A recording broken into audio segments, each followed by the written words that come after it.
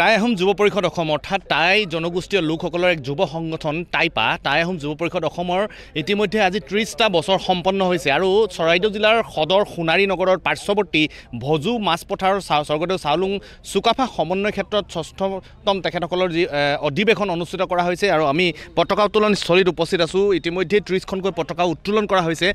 সংগঠনটোৰ নেতা কৰ্মী আৰু চৰাইদেউ জিলাৰ সমাজ জীৱনৰ বিভিন্নজন ব্যক্তি পুৰোধাৰ ব্যক্তি বিশিষ্ট ব্যক্তিক আমন্ত্ৰণ কৰি ইতিমধ্যে পতাকা উত্তোলন কৰা হৈছে। সমান্তৰালকৈ টাই আহোম ৰীতি নীতিৰে যি মৈদাম তৰ্পণ অৰ্থাৎ পূৰ্বপুৰুষসকলক পূজা অৰ্চনা কৰাৰ যি বিধি নীতি সেয়া আচলতে পৰম্পৰাগতভাৱে সম্পন্ন কৰা হৈছে আৰু তাৰ সমান্তৰালকৈ সাতৰাজ সামৰি একৰাজ কৰা জাতিৰ জনক আচলতে স্বৰ্গদেউ চাওলুং চুকাফাৰ প্ৰতিচ্ছবিত মাল্যাৰ্পণ বীৰাংগনা মূলা গাভৰুৰ প্ৰতিচ্ছবিত মাল্যাৰ্পণ লাচিত বৰফুকনৰ যি প্ৰতিমূৰ্তি আছে তাত মাল্যাৰ্পণ কৰা হৈছে আৰু সমান্তৰালকৈ আচলতে তেখেতসকলৰ বিভিন্ন যি কাৰ্যসূচী আছে অধিৱেশনৰে 3টা দিনে তেখেতসকলে অব্যাহত ৰাখিব কাৰ্যসূচী সম্পন্ন হ'ব। ইয়াত আমি জনাই থ'ব বিচাৰিছোঁ এখন বিশাল জনজাতীয় খাদ্যমেলা, ইয়াত এখন বিশাল গ্ৰন্থমেলা আৰু জাতীয় সাজপাৰৰো এখন বিশাল মেলা ইয়াত আয়োজন কৰা হৈছে। টাইপাৰ সভাপতি আছে বিজয় ৰাজকোঁৱৰ আছে, কি ক'ব বিচাৰিব যিহেতু আজি আৰম্ভ হ'ল? আমি ঐতিহাসিক ক্ষণৰ আচলতে সাক্ষী বুলি ক'ব লাগিব আৰু চৰাইদেউ বৰ্তমানৰ চৰাইদেউ চাওলুং চুকাফা সমন্বয় ক্ষেত্ৰত আমি 3 দিনকৈ অনুষ্ঠিত কৰিছোঁ। 3, 4, 5 জানুৱাৰী 6ম কেন্দ্ৰীয় চৰাইদেউ অধিৱেশন আৰু সকলোকে আমি এই ঐতিহাসিক ক্ষণৰ পৰাই বৈকম আৰু নমস্কাৰ জ্ঞাপন কৰিছোঁ। 3 দিনৰ কাৰ্যসূচীৰ আজি আৰম্ভণি ইতিমধ্যে মুখ্য দুৱাৰ উদ্বোধন, পতাকা উত্তোলন, মৈদাম তৰ্পণ, চাওলুং চুকাফা মহাবীৰ লাচিত বৰফুকনৰ প্ৰতিচ্ছবিত মাল্যাৰ্পণ অনুষ্ঠিত হৈ গৈছে। এতিয়া বাণিজ্য মেলা, গ্ৰন্থমেলা, খাদ্য বিপণী উদ্বোধনৰ কাৰ্যসূচী চলি আছে আৰু আমি প্ৰত্যেক দিনাই সাংস্কৃতিক সন্ধিয়াৰ আয়োজন কৰিছোঁ ৰাইজৰ কাৰণে, দৰ্শকৰ কাৰণে। গতিকে আমাৰ কাৰ্যসূচীৰ মাজতে আমাৰ কেন্দ্ৰীয় কাৰ্যনিৰ্বাহ সভা, বিষয় বাছনি সভা, পত্নী সভা আয়োজন কৰা হৈছে কালিলৈ আৰু সকলোকে আমি সাদৰে নিমন্ত্ৰণ জনাইছোঁ। লগতে 5 তাৰিখে 12দিনীয়া সাংস্কৃতিক শোভাযাত্ৰা আমি আয়োজন কৰিছোঁ। প্ৰায় 5000 লোকৰ দ্বাৰা সোণাৰীৰ পৰা চাওলুং চুকাফা সমন্বয় ক্ষেত্ৰলৈ যাত্ৰা হ'ব আৰু সন্ধিয়ালৈ আচুৰ্য বৰপাত্ৰ গোহাঁই আৰু জ্যোতিমালা বুঢ়াগোহাঁইৰ দ্বাৰা গীতৰ শৰাই আয়োজন কৰিছোঁ। সকলোকে পুনৰবাৰ চাওলুং চুকাফা সমন্বয় ক্ষেত্ৰ ভজু মাছপথাৰলৈ নিমন্ত্ৰণ জনালোঁ। ধন্যবাদ। নিশ্চিতভাৱে তেখেতসকলে আৰু এটা প্ৰয়ত্ন কৰিছে যে দেখিছে মোৰ পিছফালে ইয়াত হাতেৰে আচলতে লিখি ওলোৱা হৈছে আহোম শাসন কালৰ 42জন যি স্বৰ্গদেউ আছে, স্বৰ্গদেউ চাওলুং চুকাফাৰ 1228 পৰা 1268 চনলৈকে যি শাসন কৰিছিল ঠিক তেনেধৰণে একেবাৰে শেষৰজন যি স্বৰ্গদেউ আছিলে আচলতে স্বৰ্গদেউলৈকে আচলতে তেখেতসকলে নামসমূহ সন্নিৱিষ্ট কৰিছে তৰুণ প্ৰজন্মই যাতে জানিব পাৰে আহোমৰ যি গাম্ভীৰ্যতা আছে, আহোমৰ যি মাদকতা আছে আৰু আহোমৰ যি ঐতিহ্য আছে ঐতিহ্যক জানিব পাৰে। সেইবাবে তেখেতসকলে প্ৰয়ত্ন কৰিছে আৰু সমান্তৰালকৈ আৰু কাষত যদি আমি দেখাবলৈ যত্ন কৰিব পাৰোঁ যে কিতাপ পঢ়াৰ বাবে আচলতে উৎসাহিত কৰাৰ মানসেৰে কিতাপৰ এক বিশেষ প্ৰতীক ইয়াতে সাজি ওলোৱা হৈছে, য'ত আছে বৃহৎ টাই জাতিৰ আহোম বুৰঞ্জী,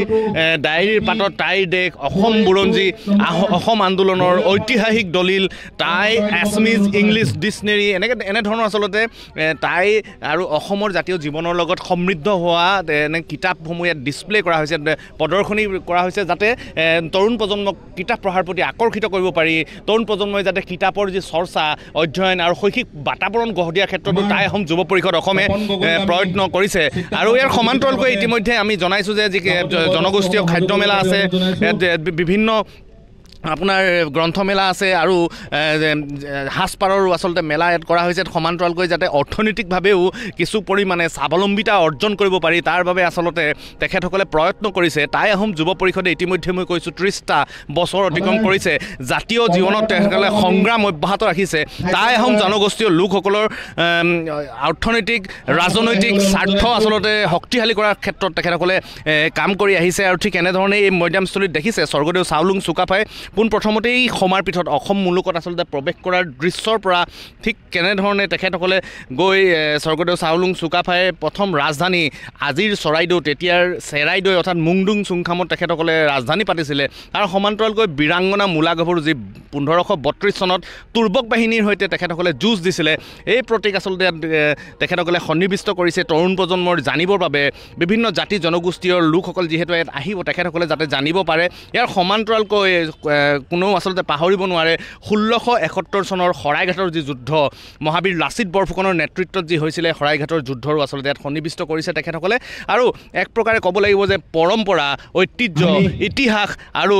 বৰ্তমানৰ যিসমূহ আচলতে কিতাপ পঢ়াকে প্ৰমুখ কৰি যিসমূহ আচলতে দিশ আছে ব্যৱসায়িক দিশ আছে সকলোকে একাকাৰ কৰি এক বৰ্ণাঢ্য আয়োজন আৰু চৰাইদেউ জিলাৰ সোণাৰীৰ ভজু মাছ পথাৰৰ যি স্বৰ্গদেউ চাওলুং চুকাফা সমন্বয় ক্ষেত্ৰ এক প্ৰকাৰে লোকে লোকাৰণ্য হৈ পৰিব আৰু অসমৰ জাতীয় জীৱনৰ বিভিন্ন জাতীয় জনগোষ্ঠীয় নেতা নেতৃত্ব আহিব সাহিত্যিক আহিব সাংবাদিক আহিব বিভিন্ন সাংস্কৃতিক গোষ্ঠী আহিব গতিকে এক প্ৰকাৰে ক'ব লাগিব যে টাই আহোম জনগোষ্ঠীয় লোকসকলৰ বাবে এক আনন্দৰ এক সমিল মিলৰ এক উৎসৱত পৰিণত হৈছে টাই আহোম যুৱ পৰিষদ অসম চমুকৈ টাইপাৰ 6ঠম কেন্দ্ৰীয় অধিৱেশন আপুনি বিচৰা বাতৰি পাব কেৱল নিউজ 18 এপত নিউজ 18 এপ ডাউনলোড কৰিবলৈ স্ক্যান কৰক এই QR কোড গুগল প্লে ষ্টৰতো পাব এই নিউজ 18 এপ